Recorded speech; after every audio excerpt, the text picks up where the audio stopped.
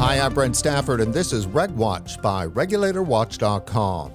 This is our final episode leading up to the WHO Framework Convention on Tobacco Controls, COP11, in Geneva, November 17 to 22. The Conference of the Parties brings together 190 countries that have signed the International Tobacco Treaty. RegWatch will be live during COP Week, covering the Taxpayers Protection Alliance's Good Cop 2.0, the Tobacco Harm Reduction Counter-Conference to COP11. Should we expect yet more demonization of safer nicotine products? Or could the WHO surprise the world with sound, evidence-based policy that finally promotes tobacco harm reduction? Joining us today to explore these questions is Dr. Roger Bate, economist and non-resident scholar at the International Center for Law and Economics. Dr. Bate, welcome to the show. Great to be with you. So before we get into US and UK policy, let's start with the upcoming WHO FCTC COP11. How would you characterize the World Health Organization's position on safer nicotine products? I think to say it's broadly hostile would be fair. The one thing it's important to understand is the WHO does not always speak with one voice. It has many parts. And therefore, there are good people within the organization, and there are people who are aware of the importance of tobacco harm reduction. And obviously, it promotes things like patches and gum. But the kind of more market-driven alternatives of heat-not-burn tobacco, vaping, nicotine pouches, snus, and things like that, it has been far less promotional of. But I would say it's more complicated than saying they're just out-and-out hostile. But I said relatively hostile. So how did you first come to research and write about safer nicotine products? Well, I first got interested in the way that data related to tobacco was manipulated about 30 years ago, when I was looking at the data related to passive smoking and how a meta-analysis, a pooling together of a variety of different studies was used as justification to ban smoking in public places. Now, as a non-smoker and as someone that is very happy to not be around smoking, I wasn't displeased with the bans that came in the UK and elsewhere, but they kind of tortured the data. They did what is, I would argue, is statistically inappropriate to generate a conclusion that passive smoking, environmental tobacco smoke, whatever you want to call it, was directly harmful. Now, it may be, but the data were not there in 1995. And so I have followed the space for a long time. And although I'm a never smoker, I have friends who did. And once vaping became, I think, not just available, but cool and beneficial, I started to pay attention. So I would say I've been paying attention for about the last 10 years. Let's just take a quick moment to just reinforce the message that you just gave, and that is the data and science behind secondhand smoke, which was used to ban smoking in public places. You're saying that that data was a bit erroneous? I'm saying that I'm a PhD economist. I have a reasonable understanding of biostatistics and statistics in general. There are rules about when you should not compile data sets from different studies because they're different premises, different size of sampling, different methods of sampling. They basically put together, I think it was 11 studies that had been done between like 1985 and 1993, something like that. I may have got the dates wrong. And they just bunged all the data in as though it were one to lead to a conclusion of a 19% increase in lung cancer risk from passive smoking. The torturing of the data you have to do to get to that conclusion is illegitimate. It's not an acceptable way. Most statistical professors would be giving you an F if you tried to do that for any other subject. But because it was tobacco, they got away with it. So I'm not saying that passive smoking isn't potentially harmful. I haven't looked at the data recently. I'm saying that at the time, they manipulated the statistics to get to a conclusion they wanted. Dr. Bate, what is the International Center for Law and Economics, and how does its mission intersect with vaping and harm reduction policy? The International Center for Law and Economics is a classic market-orientated think tank. It has dozens of scholars who work on a variety of different topics. I'm probably one of only two who are interested in international health policy generally, and I'm probably, actually, there is one other who's interested in vaping and tobacco harm reduction. So it's, if you like, there are different types of think tanks, research institutes, but this is very much like an academic department where I'm free to work on whatever I want to work on. So I'm independent in that. So ICLE does not have any position on any of these issues. Its scholars sometimes do. And so it's in that way you should think of it as like an academic department. Interesting. So let's talk about effectiveness. In your view, how successful are safer nicotine products in helping smokers quit combustible cigarettes? From looking at the Cochrane review and looking at the data in studies, nothing seems to be perfect at helping people stop smoking, but that vaping and pouches and other things seem to be more effective than either trying total abstinence or using patches of gum. So it's far from clear that it's that effective, but it is as effective or more effective than almost any alternative.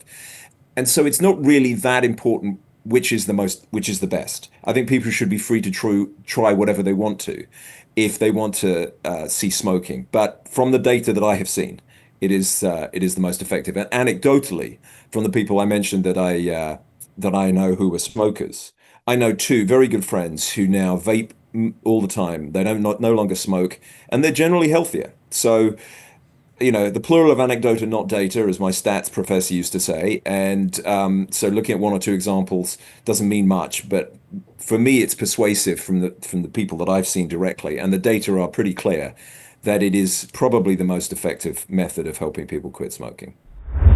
Dr. Bate, in October, you published FCTC, The Wrong Lessons Learned, How WHO's Tobacco Treaty Became a Template for Exclusionary Global Governance. What's the top line message of that paper? I think the key thing that people should understand from the research that I did that led to that paper is that the Framework Convention on Tobacco Control has become kind of the poster child of how you manage to um, avoid dissenting opinions, exclude voices that you don't agree with, either simplify or deny the existence of science that is inconvenient to the conclusion you want. And if, as has happened, I think that the anti-tobacco forces, which I think fought a good fight against the great dangers of smoking for decades, they pivoted over the last 15 years, 20 years, definitely over the last decade, from being anti-smoking to being anti-nicotine. And I think that the data do not bear out that that is a good policy. And so to maintain that position that nicotine itself is dangerous has required the denial of so much counter and sensible opinion that it's become a model that I think that others have used in the public health space. So that's the takeaway message from the paper. Now, certainly, it seems that pharmaceutical based nicotine is quite okay. Sure. I mean, we can get on to the funding issue and who's funding what, and I think that does, that becomes important. But I think what's critical, if for my research, especially when I looked at COVID, is that the way that the WHO was able to ignore, deny, berate the people who came up with alternative points of view, theories that often were shown to be correct down the road, they followed, unfortunately, the way that the FCTC has operated, at least over the last 12, 15 years, and almost from inception, but definitely since like 2010. It's interesting, Dr. Bate, when COVID hit, and we'd already been covering this issue for 5 years, I saw COVID's response to almost be an extension of the lying, the mendacity, the control kind of minded position that public health had toward smoking and then vaping and so forth. I actually saw COVID as a continuation, not as an aberration. I think there's no doubt that there has always been a paternalistic streak, which is occasionally bordered on fascism in health policy. There is no doubt that, often from well-meaning positions, if you are a lung specialist and you see people with smoking injuries and lung cancers all the time, you're naturally going to be very hostile to cigarettes. Okay. If you imagine that writ large, and also physicians tend to be both very bright and quite arrogant. And so there is this, I would say that it's become quite natural for them to say, it doesn't really matter what makes sensible public policy. We're going to ban this because it's the right thing to do for health.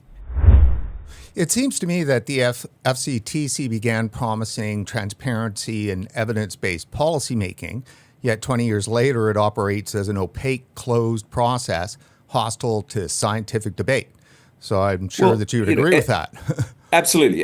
Look, every international body, every international treaty, frankly, every domestic piece of policy always promises transparency, consultation, because that's not only the jargon, that's the approach that I think responsible governments take, responsible entities take. But if it's possible to exclude opinions that the secretariat or the group in power, whoever it may be, want to do, and they can manage to exclude that opinion, then it's far easier for them if they can do so, because it means they can just plow ahead with what they wanted to do in the first place. Which is why I come back to the point that about the misuse of data and why science and data and information is so important. Because if you can deny, you can ignore entire fields of research that show that vaping or other products are helpful in cessation and are not, the evidence that they're harmful is extremely weak, or it's based on, poorly manufactured products, not the criteria, not the entire class of products. If you can manage to succeed in doing that, then it's much easier to push forward the outcomes that you want. Does it come out in the statement, follow the science?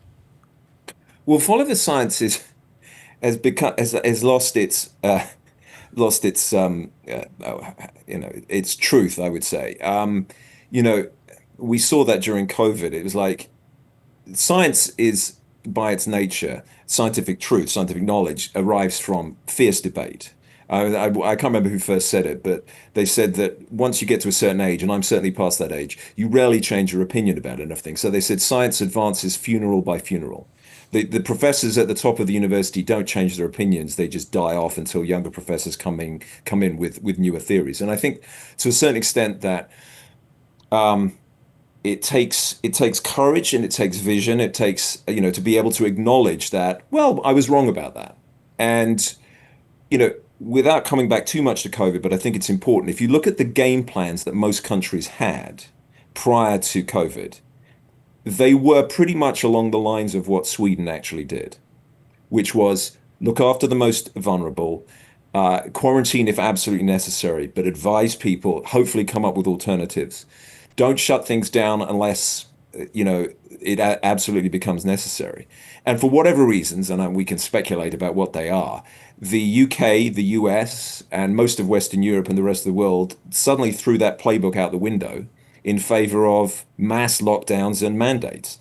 And I think that there are some similarities between that. It was far more catastrophic, but there are some similarities in the way that the powers that be within the WHO operated during COVID, as they had done in excluding both the tobacco industry voices, but much more importantly, the voices of scientists and policy experts and consumers, that there are these products called vapes and pouches, which actually have helped me quit smoking. It seemed to be completely uninterested in that. Dr. Bate, would you call the WHO's position on safer nicotine products to be resistance? And if it is resistance, is it dangerous? I think the WHO's position on market-driven tobacco harm reduction products, so vaping pouches, is definitely resistance, occasionally hostile. In print, they say things which are outright lies.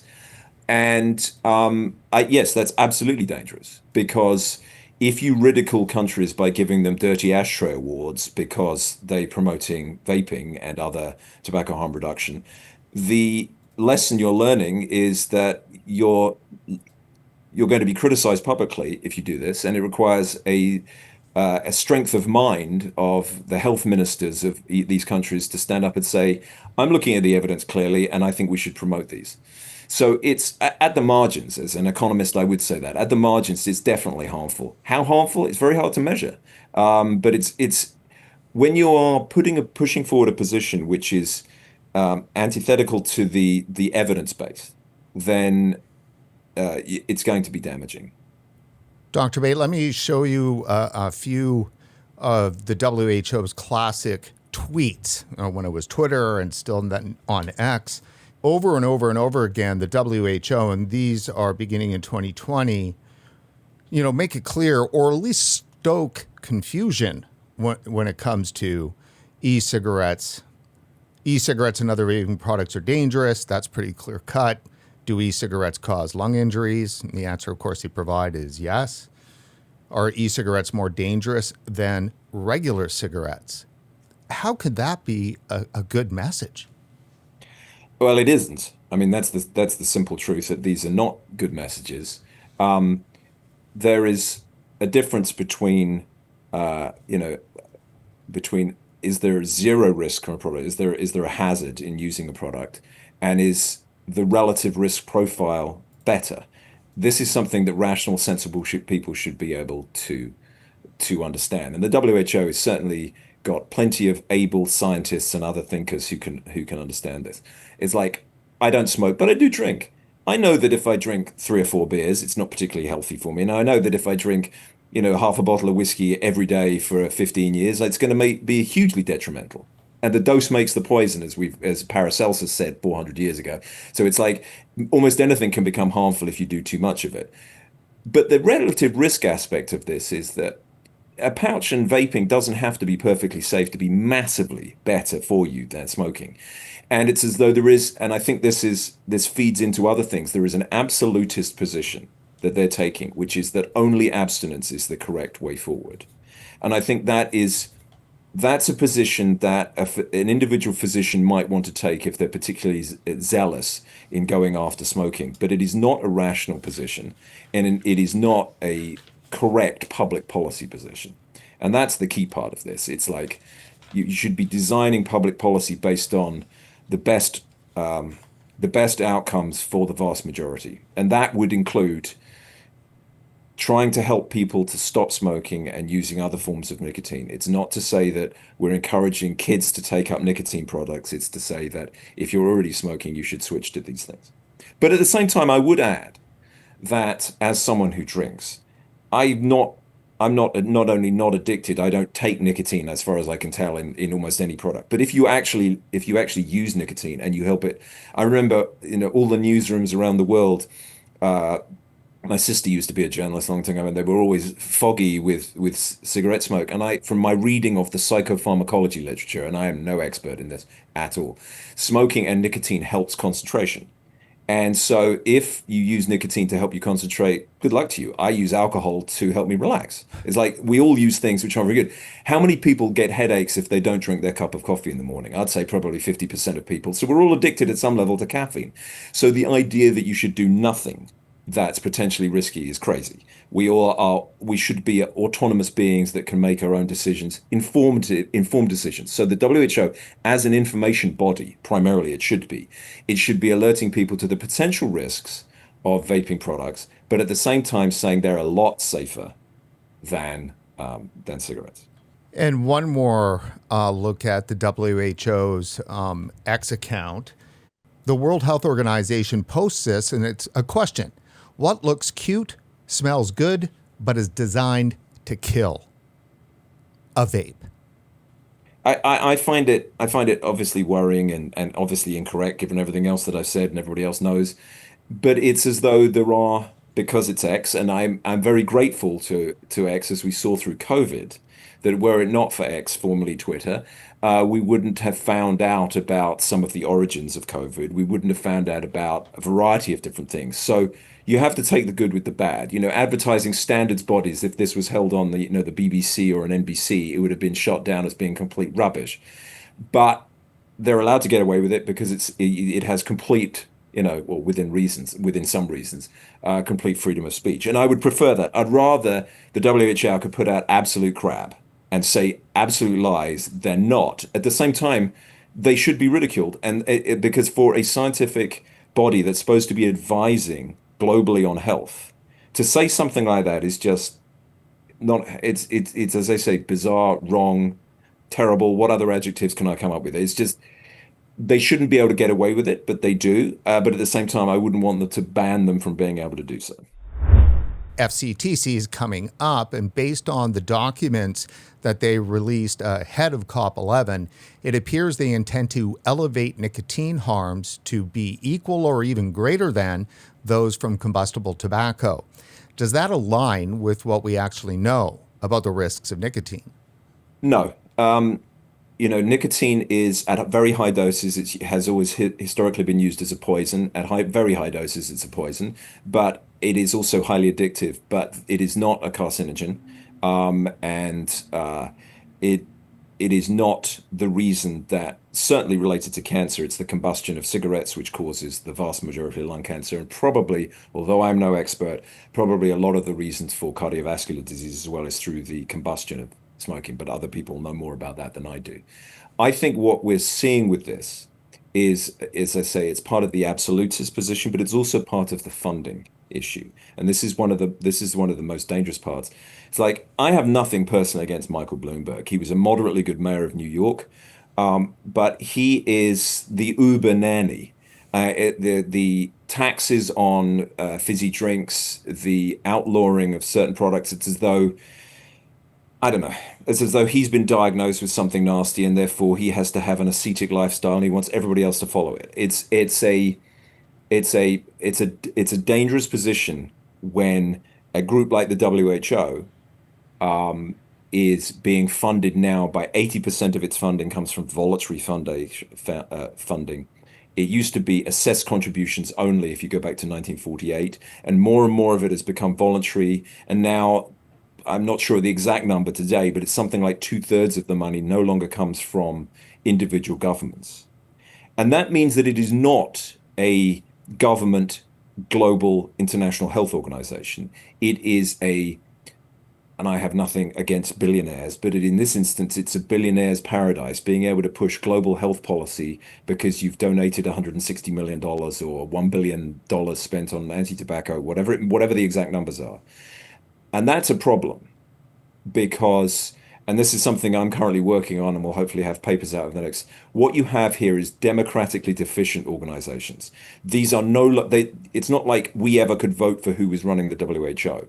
But now that it's not even as though the health ministers of the UK and the US have the influence that they would have done historically at the WHO. It is being run by the Secretariat, and the funding for it is being run by extreme vested interests who are not interested, I would argue, in rational health policy. They are interested in an anti-nicotine stance.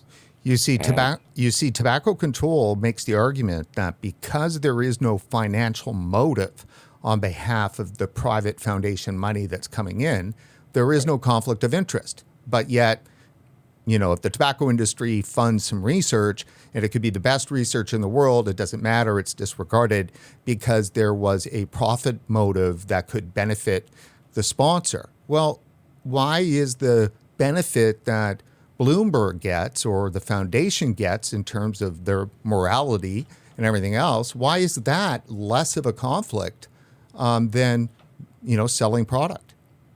Well, firstly, I would say that there are players within this mix. I mean, if you're as rich as Michael Bloomberg, you don't need any money. All you're interested in his influence, right? I don't know how many hundreds or tens of billions he has, but he doesn't need. He's not interested in money. There are players along the way, academics who are being funded. There are NGOs, there are other forms of entities, other legal entities which benefit from the stances they take. Also, and again, I have nothing against the pharmaceutical industry, but the pharmaceutical industry actually have a lot of money to make by excluding market-driven tobacco harm reduction products. They make more money if they can sell patches and gums and everything else. So there are people with vested interests. But I think that the WHO, the way it defines vested interests, it's defined and enforced not only loosely, it's enforced just along the lines for the interest that they are concerned about, not that we might be concerned about. So, as I say, I've got nothing against Michael Bloomberg, but I think he's doing significant harm by his absolutist anti-nicotine position. So the WHO, we shouldn't look at it like, say, as a quasi-governmental organization, which might have been the way I saw it in the 80s, in my teens and 20s, in the 1990s. It's now mostly actually an organization that is a privately funded organization. I said in answer to an earlier question that the WHO is not just one thing. There are thousands of very able people working there. It does very good work on the ground. It is not one organization. The work that it does in assisting related to diseases like tuberculosis and malaria is important work, and also along the COVID lines of looking at viral outbreaks, potential risks, Ebola outbreaks, things like that. They play an important informational role there. But at the top of the organization, the secretariat, the senior management, basically Geneva, which gets most of the money, is very much a political organization, and it does the political bidding. Yes, some of the donors. Most conservatives in America are convinced that China runs the show. I don't believe that to be the case. I think, however, that the Secretariat is much happier dealing with authoritarian governments, or at least used to dealing with authoritarian governments. Tedros comes from Ethiopia, which was until, and I actually don't know today, but certainly was when I was studying it, as an authoritarian government. And it's like, you remember the language of the time. I wish we could do what China did in Wuhan, basically shutting the entire place down, literally locking people in. It's like, from a public health standpoint, it's so much easier if we didn't have to deal with, individual rights. And so I feel as though there's some of that theme that comes through a lot of this. It's like, do what we say, and it's leading to, I think, very, very dangerous outcomes. But that doesn't mean that the whole of the WHO is like that. I think that the secretariat, the budget control, senior management is massively problematic. And one of the things that I tried to push for, and still trying, but because the US has to give 1 year notice from leaving, so it'll be in January, I think 25th, 2026, is don't leave, push for new leadership, get rid of most of these people that are running it, and set up, if you can, a subsection of this and analyze what works. Basically and although I wouldn't necessarily trust them completely, get someone like McKinsey to come in and say, what's working here? What are you actually doing that's saving lives? Because there are things the WHO does. And it's, again, if you're just looking at tobacco harm reduction, you could see it as being 100% negative. I don't think it's 100% negative when it comes to the organization as a whole, but it's trying to get that overhaul. And I'm working with people trying to think about how a more responsive WHO would operate. We're not hopeful that anything good can come out of it, but we're at least trying. You just mentioned the Secretariat. The Secretariat has said that the Framework Convention on Tobacco Control is a floor, not a ceiling. What does that mean, and what are the dangers behind it? Well, the dangers behind saying that it's a floor, not a ceiling, is that, and I read the Lancet piece which came out today, and other things that are coming out from the Secretariat. They're talking about, pushing higher taxation. It's like, are we not seen taxing sin products? I'm okay with. It's like I'm okay with the gentle nudges of policy. You tax beer and wine, and you tax cigarettes, at relatively high rates because you're trying to discourage their use. But you look at what's happened in Australia and other places which have tax rates that are so high, you just encourage illegal markets, and and all of the really bad actors around the world. Not the tobacco companies, the really bad actors. When California banned menthol cigarettes, I think it was last year or it's like, who is that benefiting? It's benefiting the Jalisco cartel, Chinese manufacturers, and traders along the Mexico-US border. As far as I know, the rate of menthol smoking in California has not really changed very much. But the people making the money are not, Sacramento's not getting the tax revenue.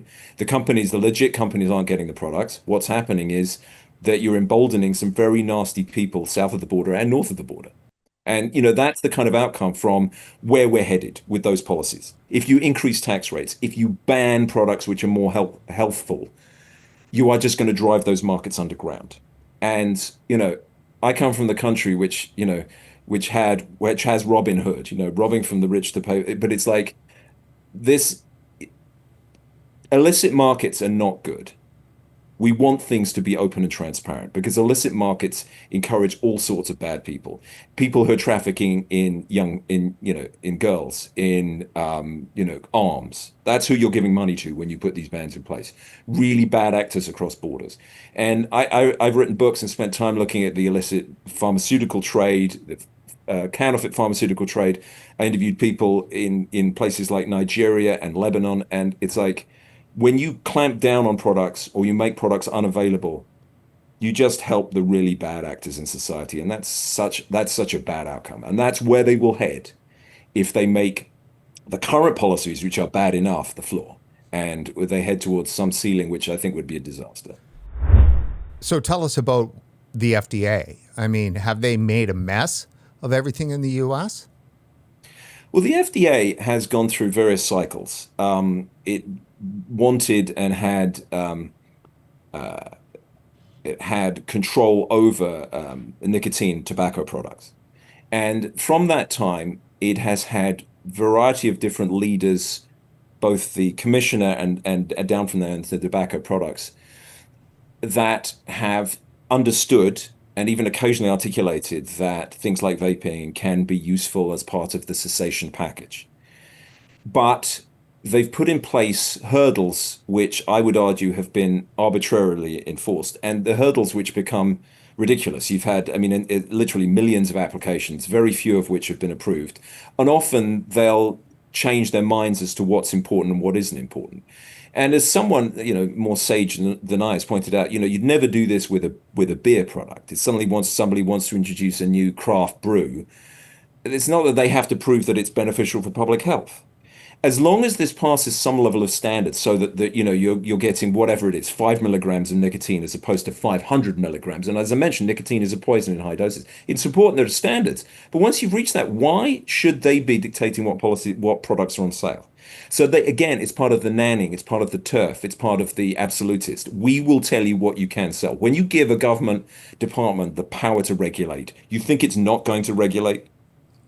And that's what they're doing. They are regulating and they're doing a very bad job at it. But that doesn't mean that change can't come. There are, like at the WHO, there are really smart people working at the FDA. There are people who understand that as part of a tobacco harm reduction package, vaping and pouches should be on the table, should be actually rather on shelves so that people can buy them. But the slow roll of approval is alarming. As I've written about quite recently, I'm okay with them enforcing the law and trying to remove some of these products from the shelves. It's good that an agency enforces the law, but they're not also enforcing the law on themselves. They should be reviewing these proposals within 180 days, and they're not. So I'm in favor of enforcing the law, but they should be sanctioning themselves, and they should be approving a lot more products. Because if you did that, people will have the choice. Give the consumer the choice, and they will buy the products that are most beneficial to them. And that includes, some people are going to continue to smoke Marlboro Reds, but a lot more people will switch to products that are more benign to their health. And so the FDA has failed overall, but that doesn't mean it always will. I feel as though, and here you do have a feedback loop, unlike the WHO, and I think this is important to realize.